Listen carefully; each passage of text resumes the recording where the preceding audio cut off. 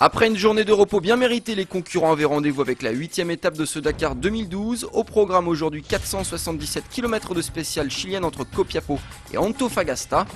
Concernant le parcours, les concurrents vont devoir affronter une zone de fèche-fèche, du sable très fin comparable à de la farine. Au classement général chez les motos, c'est pour l'instant Cyril Desprez le leader, mais attention à Marc Coma, le Catalan qui pointe à moins de 8 minutes du tricolore. Un autre Français mène la danse chez les autos, Stéphane Peter Hansel au volant de sa Mini Countryman. Ce sont les motos qui ont donné le top départ de cette 8e spéciale, sans Francisco Lopez, le Chilien qui a dû abandonner victime d'une chute samedi.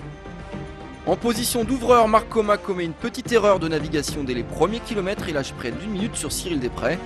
Mais c'est en fait au 11e kilomètre que la spéciale va se jouer. L'Espagnol qui a retrouvé son chemin réussit à éviter un Rio boueux, mais pas Cyril Desprez ni Paulo Gonçalves. Les deux pilotes y restent plantés avec leur machine et perdent énormément de temps. Au total, ils mettent plus de 10 minutes à s'en dégager. Pendant ce temps-là, Marc Coma lui a compris. Il a un boulevard devant lui, il ouvre en grand les gaz. L'issue de l'étape est déjà jouée. Au final, c'est donc Marc Coma qui s'impose à Antofagasta, sa 20e victoire d'étape en Dakar. Derrière le portugais Ruben Faria et l'espagnol Joan Barreda-Bort complètent le podium du jour. Et journée parfaite pour Marc Coma puisqu'en terminant avec 17 minutes et 20 secondes d'avance sur Desprez, il s'empare par la même occasion de la tête du général. Il a désormais plus de 9 minutes d'avance sur le français, troisième maintenant le portugais Helder Rodriguez.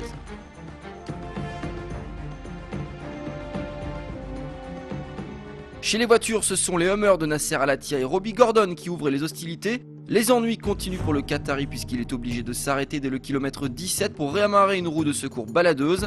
Il repart mais 50 km plus loin rebelote. Il doit encore stopper son Hummer. Au final, le vainqueur 2011 signe le 5e temps Antofagasta en 4 heures 33 minutes et 53 secondes. Son coéquipier Robbie Gordon va lui vivre une meilleure journée. Au premier point de contrôle, il passe en tête, 25 secondes devant Christophe Olopchik. L'Américain passe également en leader au deuxième point de contrôle, kilomètre 118. Mais la suite se révèle moins fructueuse pour Gordon et à l'arrivée il rate la victoire d'étape pour 5 petites secondes.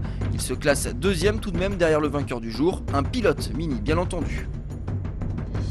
Ce n'est pas Stéphane Peter Hansel, il a géré tranquillement son avance au général. Une journée tranquille pour le Français qui n'a pas pris beaucoup de risques.